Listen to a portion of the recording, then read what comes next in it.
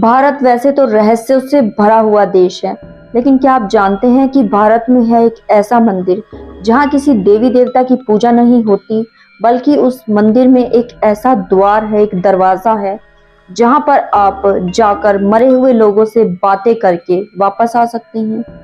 लेकिन उसके लिए एक कठिन मंत्र है और कुछ नियम है।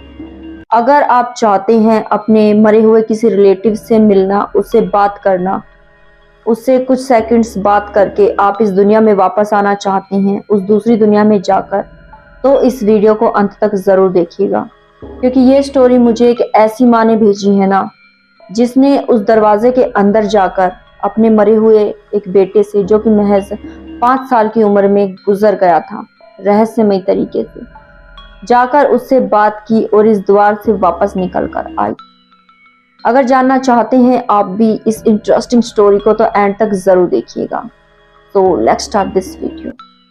नमस्कार दोस्तों, मैं तमन्ना फिर से स्वागत करती हूँ आपका आपके ही इस यूट्यूब चैनल में। इस चैनल में मैं कुछ ऐसी कहानियां लेकर आती हूँ जो बाकी नॉर्मल चीज़ों से ज़रा हटकर होती हैं, ज़रा उनमें ट्विस्ट होता है, और ये कहानी रियल होती हैं, सच्ची होती हैं, सच्ची घटना पर आधारित होती हैं, जो आप लोग ही मुझ तक शेयर करते हैं, जिसके लिए मैं वीडियो में लास्ट में एक व्हाट्सएप नंबर भी मेंशन करती हूँ। आप चाहे तो अपनी स्टोरी भी मुझ तक भेज सकते हैं, वो हम एंड में बात करेंगे। फिलहाल अगर आप इस चैनल पर नए हैं तो पहले तो फटाफट से इस चैनल को सब्सक्राइब करें और वीडियो को लाइक करें। अगर आपको वीडियो पसंद आती है तो बेल आइकन को प्रेस करना बिल्कुल ना भूलिएगा, ताकि अगर मैं कोई भी नई वीडियो बनाऊं तो उसकी नोटिफिकेशन सबसे पहले आप तक पहुंच सके।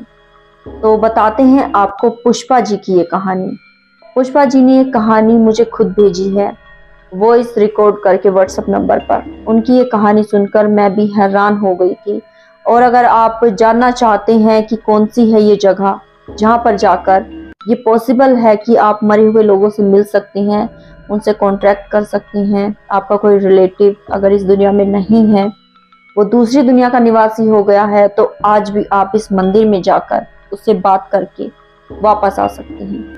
तो बताती हूँ मैं आपको पुष्पा के बेटे की क्या थी स्टोरी, क्यों इस मंदिर में गई वो, और क्या हुआ आगे इनके साथ। उस दिन काफी जोर से बारिश होकर थमी ही थी कि रोहन ने जिद की कि मम्मी मुझे बाहर खेलने जाना है। पुष्पा जी ने उससे कहा कि बाहर गली में बच्चे खेल रहे हैं, जाओ बेटा उनके साथ खेल लेना, और ध्यान रखना कि बारिश के कीचड़ में आपके कपड़े गंदे ना हो जाएं। रोहन कहता है कि ओके मम्मा, और बाहर खेलने चला जाता है। शाम हो जाती है, पुष्पा उसे ढूंढने जाती है कि रोहन कहीं नजर नहीं आता। उसके जो साथ में खेल रहे बच्चे होते हैं उनसे पूछा जाता है, पुष्पा उनके घर घर जाकर पूछती है, लेकिन रोहन का कहीं अता पता नहीं होता। शाम से रात हो जाती है और रात से अगली सुबह। पुलिस स्टेशन जाते हैं दोनों पति पत्नी और अपने बच्चे की गुमशुदगी की रिपोर्ट दर्ज करवाते हैं। 3-4 दिन बीत जाते हैं, लेकिन माँ के दिल को कहाँ चैन आएगा। वो रोहन को ढूंढने में इस कदर व्यस्त हो जाती है कि गलियों में भटकने लगती है। उसका बच्चा उसे कहीं नहीं मिलता। एक बच्चा अपनी माँ से ये कहकर गया था कि मम्मा मैं गली में खेलने जा रहा हूँ, और वो वापस ही ना आए तो क्या बीतेगी एक माँ के दिल पर, आप खुद रिलेट कर पाएंगे। पुष्पा अब जैसे तो अपने बच्चे की याद में पागल सी हो चुकी थी। जिस रोहन को वो अपनी छाती से लगाकर अपने साथ सुलाया करती थी, अब वो उसे पूरे घर में कहीं नजर नहीं आ रहा था, और उसे पता भी नहीं था कि आखिर वो कहाँ गुम हो गया। पुष्पा अब इतनी ज्यादा हैरान परेशान थी अपने बच्चे को लेकर कि दिन रात रोती रहती थी। अपना हाल मानो पागल जैसा बना लिया था पुष्पा ने। कुछ ही समय बाद उसने एक ऐसी चीज की जो आपकी और मेरी समझ से बाहर है। उसने सोचा कि अगर उसका बेटा मर गया है तो क्यों ना मैं उसकी आत्मा से बात करूं और पूछूं कि उसके साथ क्या हुआ था, वो कहाँ है। अगर वो इस दुनिया में है तो वो आत्मा नहीं बना होगा, लेकिन अगर इतने दिन की कोशिश के बाद भी लगभग 3 महीने बीत चुके थे, उसका बेटा उसे नहीं मिला, तो पागल सी होकर उसने यही डिसाइड किया कि वो उसकी आत्मा को बुलाएगी और उसकी आत्मा से बात करेगी। इसके लिए उसने इंटरनेट पर कई सारी तरकीबें सर्च की, और उसमें से उसे पता चला भारत में एक मंदिर है जिसमें एक ऐसा द्वार है जहां दूसरी दुनिया के लोग एग्जिस्ट करते हैं, जो इस दुनिया में नहीं रहे, इस दुनिया से चल बसे।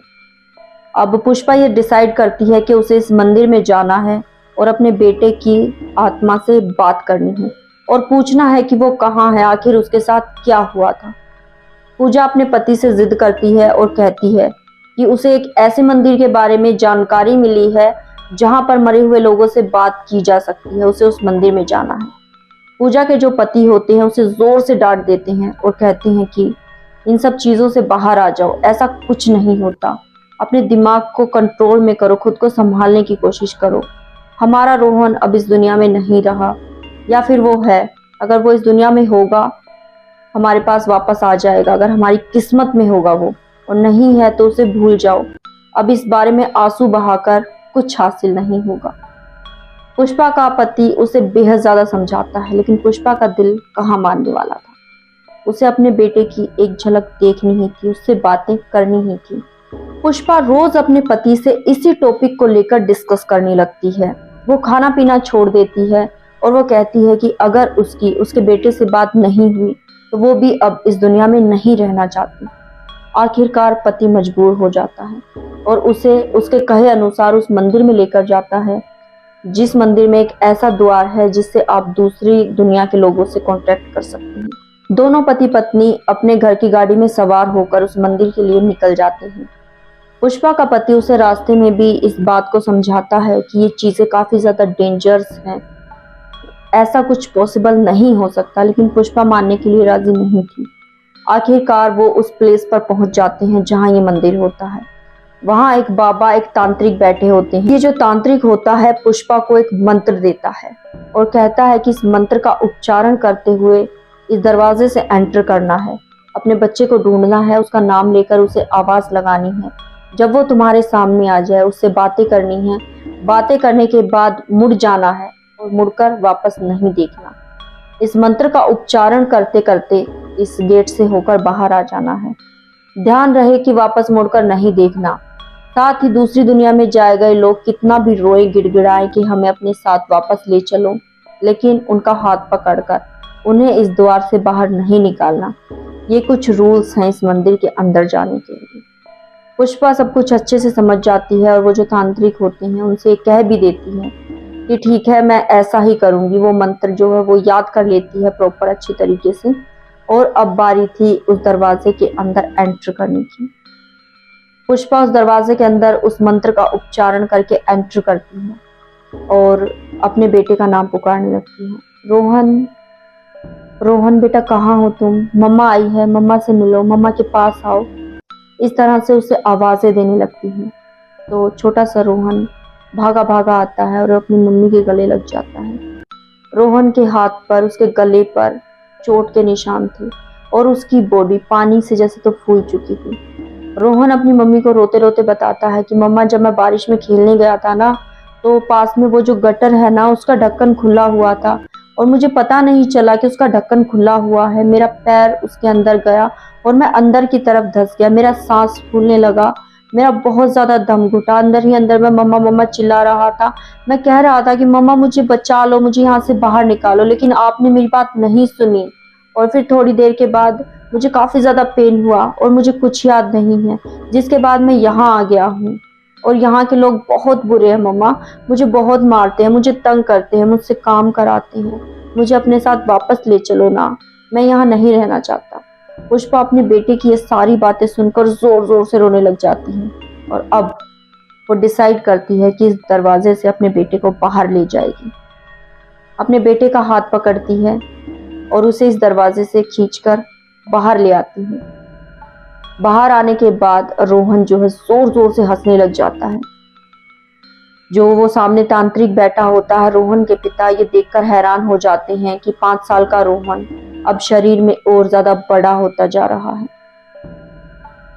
और उसके पिता जब कहते हैं कि ये रोहन नहीं है, देखो ना, देखो इसकी शक्ल बदल चुकी है, वो एक अधेड़ उम्र के आदमी में तब्दील हो जाता है जिसका चेहरा पूरी तरह से जला होता है। और अब वो जोर जोर से हंसने लगता है और कहता है कि आखिरकार मैं यहाँ से बाहर निकल ही गया, मैंने तुम्हें छल ही लिया ना और मैं बाहर निकल गया। इतने में ही वो जो तांत्रिक होते हैं ना, उसके ऊपर कुछ मंत्र फूंक कर फेंकने ही वाले होते हैं कि वो उस तांत्रिक को धक्का देकर एक दीवार में जो है जोर से पीछे से उनका सर लग जाता है और वो कुछ सेकंड्स के लिए बेहोश होकर गिर जाते हैं। इतने में ही पुष्पा के पति जो है उसे उस दूसरी दुनिया में धक्का देने की कोशिश करते हैं, वापस भेजने की कोशिश करते हैं। तो वो अपने एक हाथ से पुष्पा के पति के गले को जोर से दबाकर ऊपर की ओर उठा देता है। वो अपने पैरों को हाथों को झटपटाते हैं। कुछ ही सेकंड्स के अंदर उनकी सांसें ठंडी हो जाती हैं। पुष्पा के सामने ही वो जो बुरी आत्मा होती है, अधेड़ उम्र का आदमी होता है, उसके पति का गला घोंटकर उसे खत्म कर देता है। अब तांत्रिक को इतनी ही देर में होश आ जाता है कि वो जोर जोर से मंत्र उच्चारण करने लगता है और उस बुरी आत्मा को दोबारा से उस द्वार के अंदर जाने पर मजबूर कर देता है। अब ये जो बुरी आत्मा होती है इस द्वार के अंदर जो है रोते चीखते वापस चली जाती है और द्वार को एक मंत्र उच्चारण करके दोबारा से सीज कर दिया जाता है, बंद कर दिया जाता है। पुष्पा ये सब देखकर हैरान हो जाती है, वहीं पर बेहोश हो जाती है। 2 दिन के बाद पुष्पा को ये होश आता है कि वो एक अस्पताल में है और पुष्पा ने अब अपने बेटे को तो खो ही रखा था, साथ ही अपने पति को भी खो दिया था। पुष्पा ने खुद अपनी ये स्टोरी मुझ तक साझा करते हुए बताई है कि वो इस चक्कर में पड़कर कितनी ज्यादा दुखी है। पुष्पा ने कहा कि अगर उनके हस्बैंड ने उन्हें इतना ज्यादा समझाया था, अगर आज वो जिंदा होते तो उनके पास एक दूसरा बच्चा होता, उनका जीवन हंसी खुशी व्यतीत हो रहा होता, लेकिन उनकी एक जिद ने सब कुछ खत्म करके रख दिया, सब कुछ बर्बाद करके रख दिया। अब ये जो स्टोरी सुनकर मैं तो सचमुच काफी ज्यादा हैरान हो गई थी। एक इतनी अलग सी स्टोरी थी ना कि सचमुच रोंगटे खड़े कर दिए इसने। पुष्पा जी अब काफी ज्यादा परेशान हैं। उन्होंने अपनी जिंदगी में दूसरी शादी भी नहीं की, गुमसुम सी रहती हैं। उन्होंने अपना जो है ये एक्सपीरियंस मुझ तक साझा करते हुए बताया कि उनकी एक गलती ने उनके जीवन को बर्बाद करके रख दिया और वो उस दुनिया में गई थी। अगर रोहन वहां होता ना तो वो उनसे मिलने जरूर आता, तो शायद रोहन नहीं गुजरा था, या फिर पता नहीं किसी बुरी आत्मा ने उसे कैद कर रखा था। उसे पता था कि ये उसकी मम्मी है, आप कुछ भी कह लीजिए। दूसरी दुनिया के बारे में हमें भला क्या पता।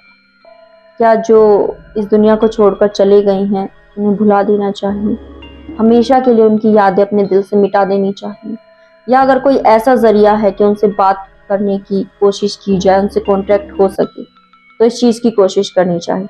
आपके इस टॉपिक पर क्या राय है? आप भी अपनी राय मुझे कमेंट के जरिए जरूर बताइएगा।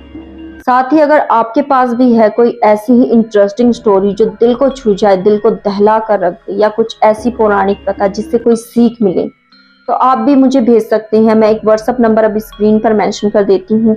आप चाहे तो उस व्हाट्सएप नंबर के जरिए मुझसे कॉन्टैक्ट कर सकते हैं, या आप कमेंट के जरिए भी अपनी स्टोरी मुझ तक साझा कर सकते हैं। आपकी, आपके किसी फ्रेंड की, आपके किसी फैमिली मेंबर की कोई स्टोरी है ऐसी जो आपको काफी ज्यादा इंटरेस्टिंग लगती हो, तो आप मुझ तक भेज सकते हैं। मैं तमन्ना अपनी आवाज में आपकी स्टोरी भी इस चैनल पर जरूर सुनाऊंगी। साथ ही कमेंट किया करो यार, कमेंट आने से मुझे काफी ज्यादा मोटिवेशन मिलता है। मुझे पता लगता है कि मैं क्या सही कर रही हूँ, क्या गलत कर रही हूँ, आप लोगों को क्या पसंद आ रहा है, आपको किस तरह की वीडियोस पसंद आ रही हैं, मैं किस टॉपिक पर आपके लिए और नई वीडियोस लेकर आऊँ। आप अपनी कहानियां भी मुझ तक भेजें। तो अपना प्यार इसी तरह से चैनल पर बनाए रखिए। फिलहाल लेती हूँ आपसे अलविदा। मिलते हैं इसी तरह की किसी इंटरेस्टिंग नेक्स्ट वीडियो में। तब तक के लिए अपना, अपनी फैमिली का, अपने दोस्तों का ख्याल रखिएगा। साथ ही चैनल को सब्सक्राइब कर लो यार, चैनल को सब्सक्राइब करो और साथ ही बगल वाली बेल आइकन को प्रेस करो ताकि मेरी बनाई गई किसी भी न्यू वीडियो की नोटिफिकेशन आप मिस ना कर सकें। वीडियो पसंद आई है तो फटाफट से लाइक करो। मिलती हूँ आपसे फिर दोबारा। फिलहाल लेती हूँ अलविदा। आप सभी का कीमती समय देने के लिए धन्यवाद। नमस्कार।